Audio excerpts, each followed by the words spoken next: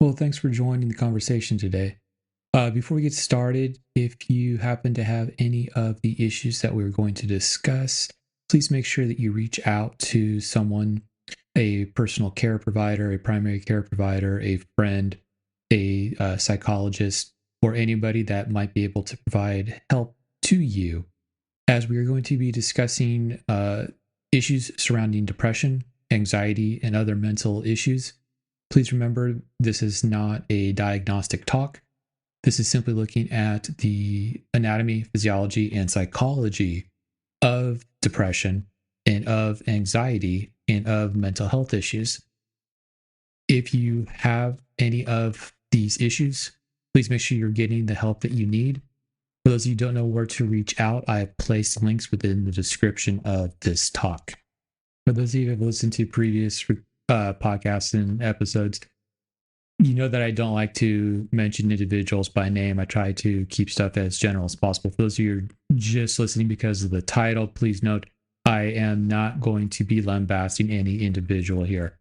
We try to keep things as logically sound as possible, minimizing the number of logical fallacies that we have, including the ad hominem that can come about simply by looking at what the title of this talk happens to be.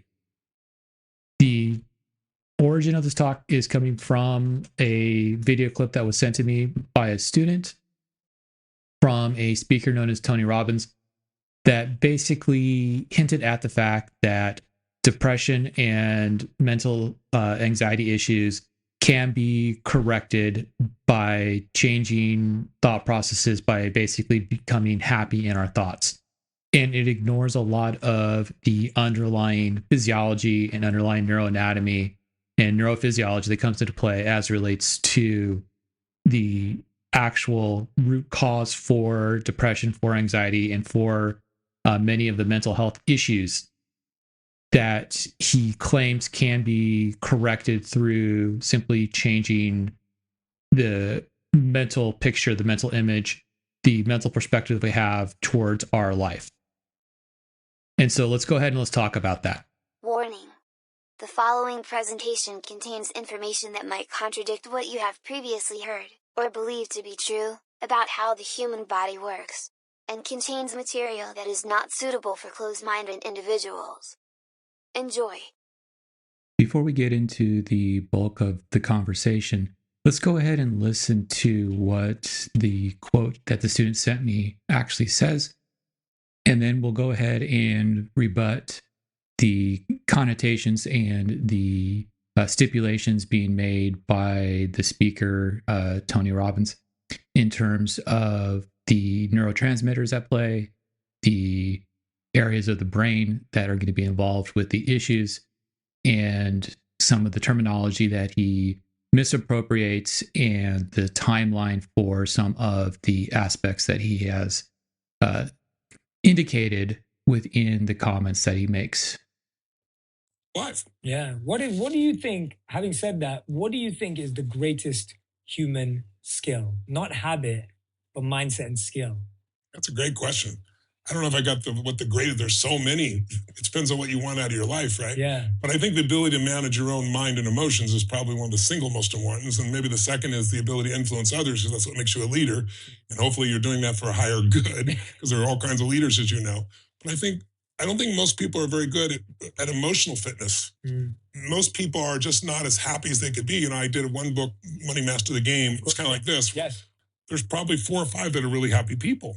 You go, oh, well, money makes people unhappy. Money, it has nothing to do with money. Money makes you more of what you are. It just magnifies. If you're mean, you have more to be mean with. If you're kind, you have more to give, But I think that most people are just, they haven't learned to manage what's going inside. It doesn't matter how much abundance they have. They're still unhappy. We've all seen people great comedians that have killed themselves.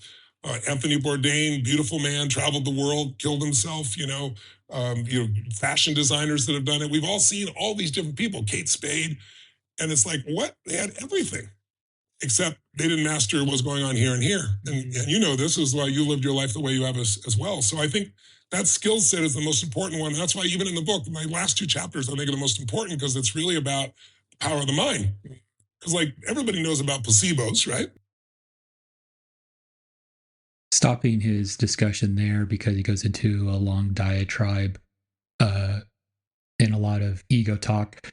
The point he's going to try to make about placebo effect is that it came about in the 1940s during World War II and was related to opioids and morphine, which is very untrue. The history of placebo effect is centuries old. We've known in medical care and in healthcare that there are sometimes treatments that shouldn't work but do work, have no actual therapeutic effect to it, but somehow develops a therapeutic effect. So before we go into other points he's going to make that are off track, let's go ahead and let's talk about placebo effect and what is actually being attributed to a placebo effect and how we can actually utilize that to kind of explain some of the waxing and waning, some of the increases and decreases that we see with depression and mental health issues that he says we can correct with some sort of change in mental imaging. What is the placebo effect? When we talk about the placebo effect, there's a whole bunch of different ideas that get offered. One of the offers that usually comes up when we talk about placebo effect is the fact that it has to deal with someone having a response that would be the drug, but where we give them some sort of sugar tablet, some sort of inert medical treatment.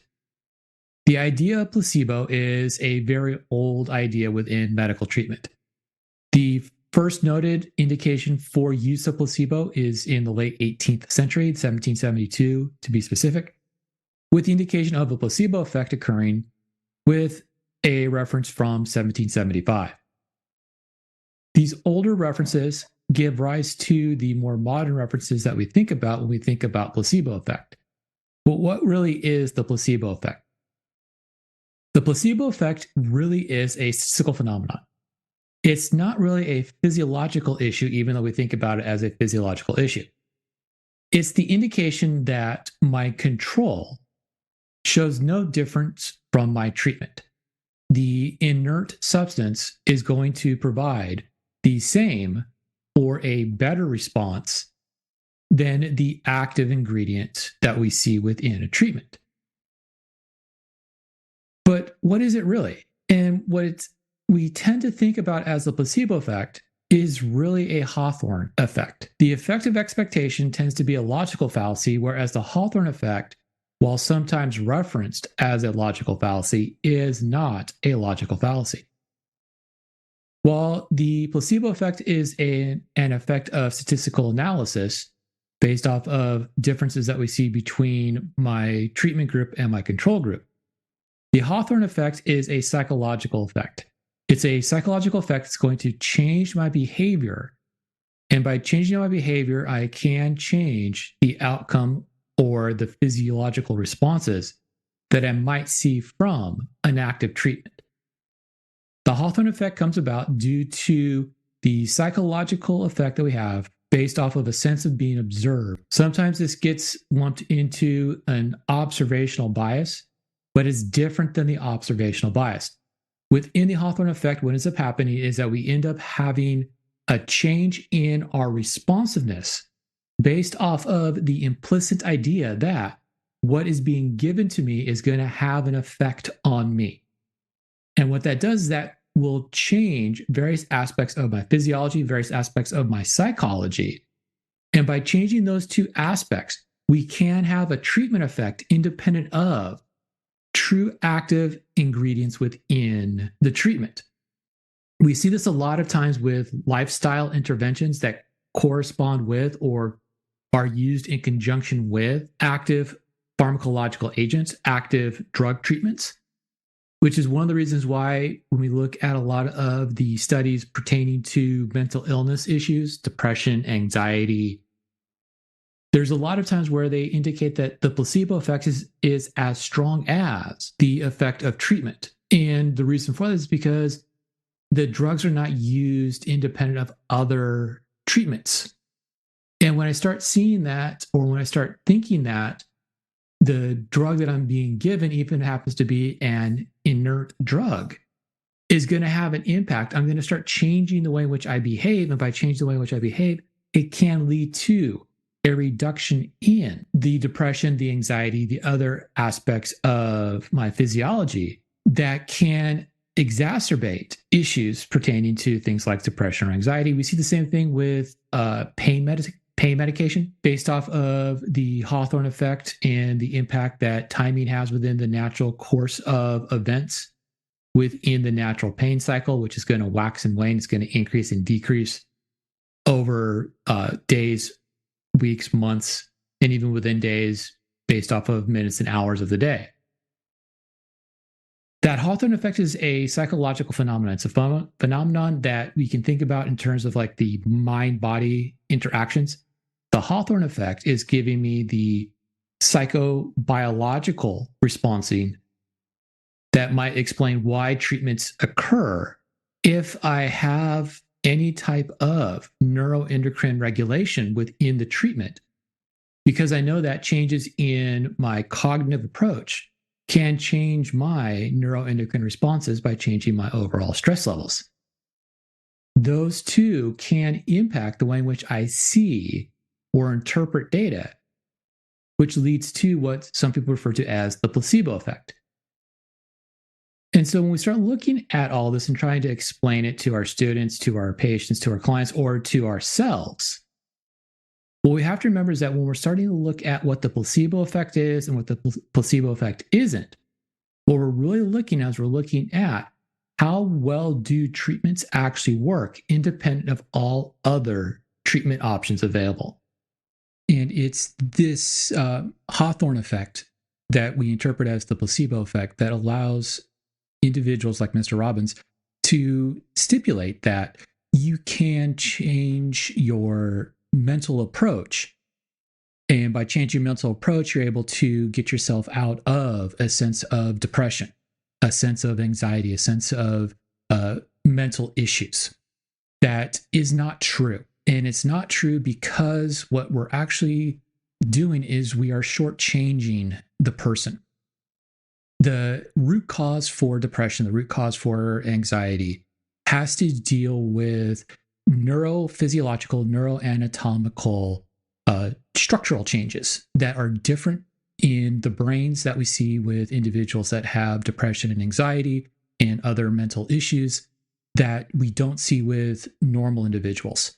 Normal individuals can feel anxious. Normal individuals can feel depressed, can feel sad, but sadness and depression in a neurotypical individual is different than the depression that we're talking about when we talk about someone suffering from depression. You cannot think away depression. You cannot change your mental approach in order to alleviate depression. You can't generate, we'll listen here to another clip, a winner's mentality. And by generating a winner's mentality, you're able to restructure the way in which the brain works. Some of the next points that are going to be raised are slightly inaccurate, and we'll talk about those after we listen to the next little bit of clip. I think it's understanding there's no replacement for persistence, as simplistic as that is. It's like, disappointment either destroys you or drives you, and you have to decide which one it's going to be. If you don't consciously decide, there's always going to be more BS for you to deal with. And I think, but that's why I think, when I do my events, the reason I do the 12 hours a day, it's not because I like talking. It's just that I can tell you something all day long, or I can get you to build the muscle. Yeah. And the build of muscle is by experiencing. And I always tell people a belief's a poor substitute for an experience. Like I could have a belief about you, but now I experience you. So I get to know who you are, right? The same thing's true as like you have a belief about China, you have a belief about working out. So I try to give people experiences that are so profound. And then, the studies they did, they found people 12 months later, 11 months later, we're still in the middle of COVID. They did my digital seminar and, they measured my body but they did the same measurements on them in different parts of the world and saw the exact same mirroring process. Wow. The average person, even digitally, even just to clarify that, 71% of the people, they had 71% drop in negative emotions, 53% improvement in positive emotions, and 11 months later, in the middle of COVID, it held because it's a biochemical change. So when people say, "Oh, I'm trying," I write books because So I'll stop the clip there. He goes on to discuss something in terms of neuroendocrine and neurobiology that is a little bit off in terms of what the intention that he was attempting to go at, where he was talking about testosterone cortisol ratios and a winner blood type. And what we look at when we look at testosterone cortisol ratios, it's not about what's happening in terms of neurobiology, it's about what's happening in terms of musculoskeletal physiology. In particular, musculoskeletal physiology recovery issues, where we want to regulate the amount of cortisol in circulation following exertion while maximizing the amount of testosterone or androgens in circulation that will allow for maximal anabolic responses, maximal amount of recovery to take place following an exertion. It's not a acute response. It's not a within session response or within competition response. While increased testosterone has an impact on performance athletically, it's really going to take effect in the recovery aspect of the athletic endeavors in terms of gains in performance that take place outside of competition. With that in mind, there is issues that come into play in terms of the effect that cortisol has on neurobiology and neuroanatomy, neurophysiology, as it relates to its effect on limbic system structures. In particular, limbic system structures that are associated with issues of depression, anxiety, that the speaker, Mr. Robbins, was hinting at being able to correct through a change in mental picture, change in how I perceive myself and my environment, where he kind of lambasted I don't understand how people can be so sad that they would be suicidal. And this goes into kind of the heart of not understanding that we have an actual neural function, a neuroatypical behavior taking place within individuals that have these actual depression issues, which is different than feeling sad. Sadness and depression are linked within a continuum, but they're not the same exact thing. When we're looking at depression, we're looking at anxiety, we're looking at changes within structures within the brain referenced as the limbic system. And what this limbic system is going to do is it's going to regulate my emotional responses and my drive responses, along with linked to other higher cortical cognitive functions, my thinking, my rationalities. And when we have an imbalance in three distinct neurotransmitters in particular, norepinephrine, sometimes referred to as noradrenaline, dopamine, and serotonin, we have and can have issues with anxiety and depression that can come about and do come about in terms of the depression issues. And what ends up happening and what we've seen in terms of the neurophysiology is depression is usually linked with responsiveness to dopamine and responsiveness to serotonin in particular, but we also have issues with norepinephrine. And cortisol as a stress hormone causes a change in how the receptors for those neurotransmitters are going to function. And by changing how the receptors of those neurotransmitters will function, changes the nature that the neurons are functioning. And when we change the way in which the neurons are functioning, we change the way in which the brain functions. And when we change the way in which the brain functions, we change our outward behavior, which is why we can make statements about the fact that, oh, well, if you just change your behavior, you're going to end up changing your brain activity. But what you're really doing is you're really doing a correlative effect. Yes, I can, for a short period of time, change the way in which I have my behavior. I can expend a lot of energy, a lot of mental energy, a lot of fuel source to make myself behave a specific way so that I don't appear to be as depressed or as anxious as I would normally do. But at the same time, there's a natural course of action that takes place within all of these functions where we will have high points and low points in what's referred to as a normal feedback loop, where we basically will be oscillating, going up and down between highs and lows. They're naturally occurring. It's not like we think about in terms of like manic depression issues where we're very, very high and then we're very, very low. It's just this natural up down kind of seesaw or swing action that we see. And so, based off of where I'm at in that natural swinging action, I can correlate or I can associate distinct behaviors or distinct mindsets with improvements in my overall function. And we can end up having this false analogy, this false association that, oh, if I have this kind of positive mental attitude, I'm going to be able to correct all of the issues that I have. And that's not true. It's false. I don't want to call it a falsehood, but it's leading me in the wrong direction. It's taking me off track from how I should be looking at the issue.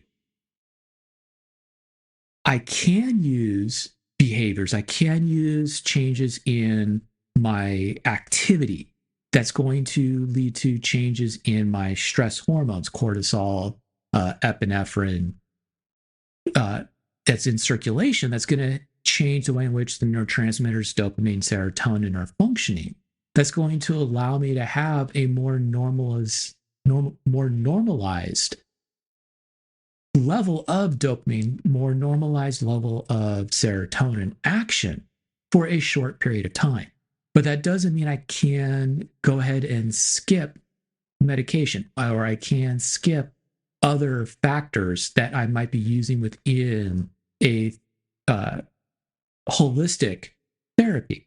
And that's the whole idea here when we start looking at the neuroatypical treatments, particularly when they're neuroatypical treatments that are necessary in order to allow for social functionality to take place, where we can have reduction in depression, reduction in anxiety, reduction in suicidal thoughts that allow me to, or reduction in self-harm thoughts that allow me to function within a social network, within society more appropriately. The ideas don't go away. The cognitive functions don't go away simply because I'm thinking more positively or I have grounded myself more realistically. That doesn't negate the neurophysiological, neuroanatomical, neurobiological foundation for the issue. And that's where we have to be very careful listening to these advocates, this idea that if you just change how you approach the problem, you're going to be able to correct the problem. Is there a need? Is the necessity for cognitive interventions there? Yes. Group talk, group activities are beneficial, but they're beneficial when used in conjunction with other therapeutic interventions. It's not a standalone issue. Does that mean that you should be skipping meds? No. You should be using the medications that are necessary to help out with the neurotransmitter imbalance that you have. Should you be doing things that help reduce stress level that is going to allow for a more appropriate response to the neurotransmitters that you're able to produce or able to respond to? Absolutely. But once again, you got to go back and you have to look, okay, what is the underlying root cause for the issue? And the underlying root cause for the issue that we think about when we think about having depression issues or anxiety issues is not about my mindset.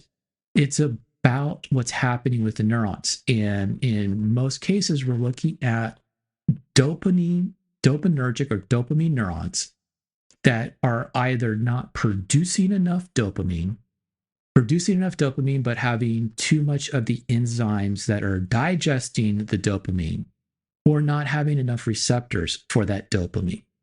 Or on the opposite end, we have changes or fluctuations within serotonin production and serotonin responsiveness that is going to impact the way in which the dopamine is going to function. And so we have to think about dopamine and serotonin kind of working in a seesaw fashion within the brain in terms of what it's doing neurophysiologically, what it's doing to the neuron's activity, where dopamine tends to be more of a stimulant, whereas serotonin tends to be more of a depressant. So dopamine is going to increase the activity of the neurons that it's interacting with, whereas serotonin is going to reduce the activity of the neurons it's interacting with. And so when we start looking at people with depression issues, the depression issue is stemming from this kind of imbalance between responsiveness for dopamine and for serotonin, which is why we start looking at the pharmacological therapeutic interventions. What we're doing is we're prescribing medication that is meant to help regulate that imbalance that takes place. And there's no amount of positive thinking or framing within my mental perspective that's going to change that issue, that fundamental underlying issue. Can I learn to live with that issue? Yes, but at a cost. And that's where people who have the imbalances that lead to anxiety issues, that lead to depression issues, tend to have issues within the limbic system, within the structures of the amygdala, within the structures of the hippocampus, within the structures of the basal ganglion, that tend to inappropriately respond to stressful events. And it's that inappropriate response to stressful events that's going to trigger the depression issues, the anxiety issues that get manifested, both cognitively as well as physiologically. And from those manifestations, we see all of the anxiety and depression behaviors. And what we're trying to do when we look at social treatments to those issues, group treatments to those issues, is looking at how can we better react, how can we better respond to stressful events. That's where a lot of the cognitive treatments come into play. But at the same time, we cannot negate the neurotransmitter response, the neuron activity that is at the root cause for the depression and anxiety issues. And to say, I don't understand how the person can't be happy because they have X, Y, and Z, without understanding that the person with these issues are constantly trying to alleviate an abnormal response to stress, an abnormal response within the brain to interpreting stress that can manifest itself in a whole bunch of ways, can combine on itself, can compound on itself, can compile on other stresses, where small little stresses for people who function neurotypically becomes a very large and unsurmountable stress for someone that's functioning neuroatypically. And so when we start to have to separate the responsiveness that we see or the suggestions that we might offer to people who have anxiety or have depression issues, it's not about changing from a loser mentality to a winner mentality, or being grateful for having success, or what you might see as success, being the external observer that the person does not see it as success from the internal observer. The the old adage or the old thought is that the people with anxiety and depression are quote unquote fighting demons. And it's not really that they're fighting demons, it's that they're trying to get a cognitive balance point that takes place. You can think about it kind of like riding a surfboard in the waves or riding a skateboard on the ground or trying to skate wearing roller skates or roller blades or ice skates on ice, where you're trying to constantly find a balance point in between moving and falling.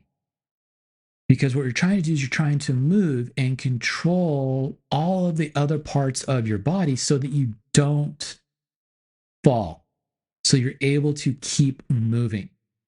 And when the person with depression, the person with anxiety is manifesting issues, it's where they have started to tip forward too much, where they're going to nose over, or where they've tipped too far back and they're going to fall backwards.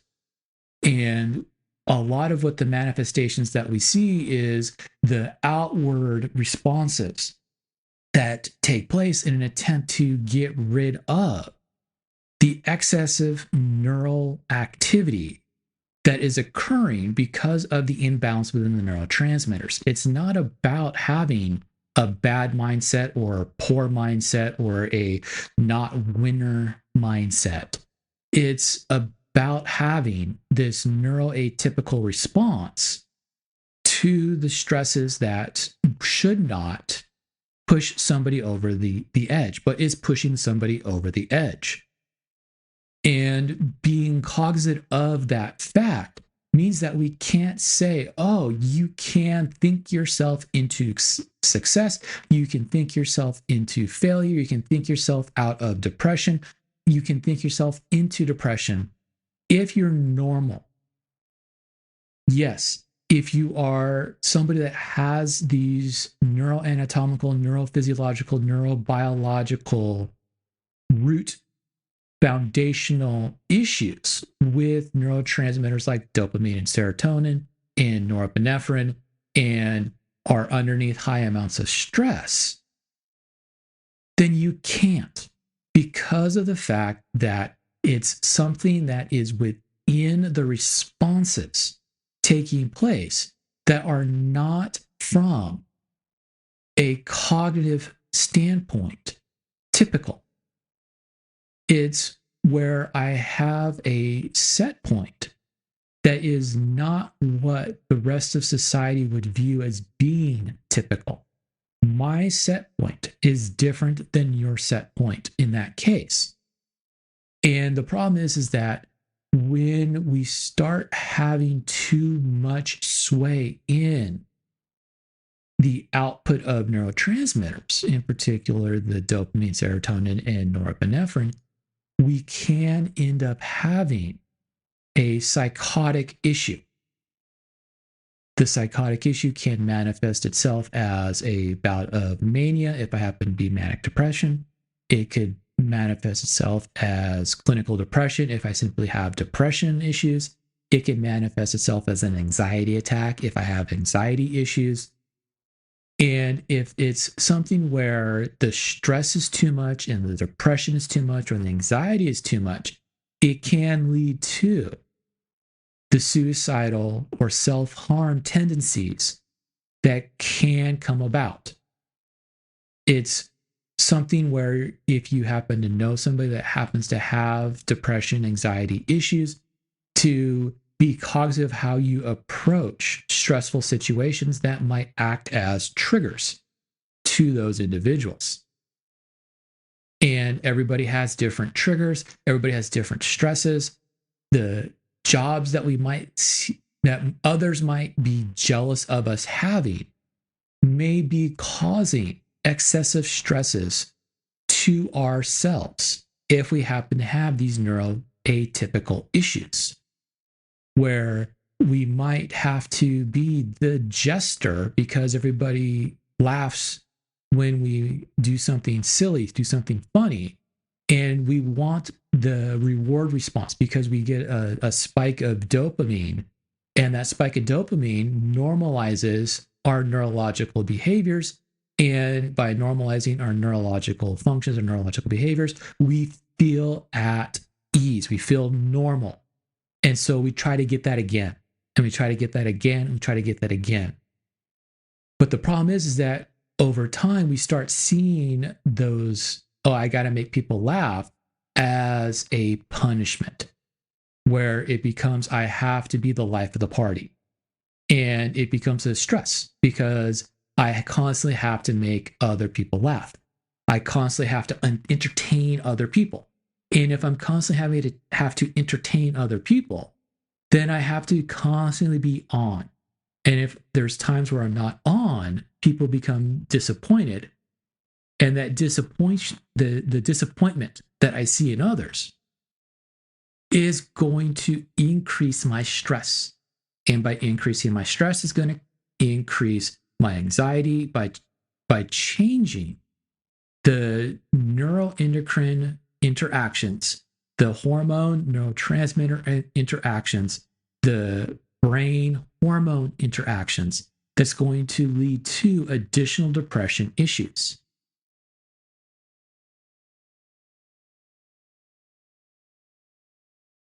So when we start thinking about what is being presented to us by speakers such as Mr. Robbins presenting this idea about changing mindset and eliminating depression and getting emotionally right and training to be emotionally strong, for someone that has depression issues, it's different than for someone who doesn't have the depression issues.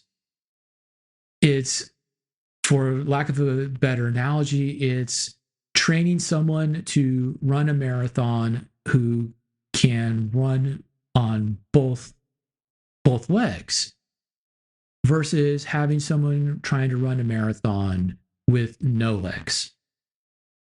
The struggles that the person with no legs is going to present is going to be much different than the struggles that the person with legs will present. And we have to be cognizant of that. We have to be aware of that when we start to interact with individuals. And for most individuals, it's very difficult to see if there is the underlying issues that might lead to depression or anxiety for that person, because it's something that we don't normally outwardly see unless we happen to see them in a depressed state. People who are depressed don't normally walk around depressed. They don't normally walk around as if they are an Eeyore, where they're sad. Do they express sadness? Yes. But what tends to happen is they tend to put a facade on when they're out in social gatherings. And it's a tool that they use to compensate for the depression that they might have.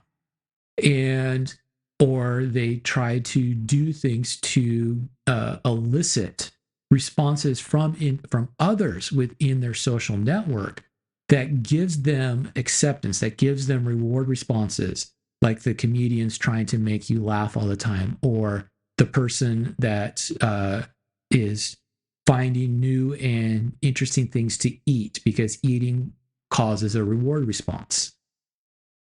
And so when we start looking at how we go about approaching this idea about mindset and thinking ourselves out of depression and out of anxiety, it's not about a positive mindset or a negative mindset. It's not about having a winner's mindset or a loser's mindset. It's about understanding what is the underlying root cause for the issues. And if you do not understand the underlying root cause for the issue, you have to be willing and able to accept what the person has is what the person has.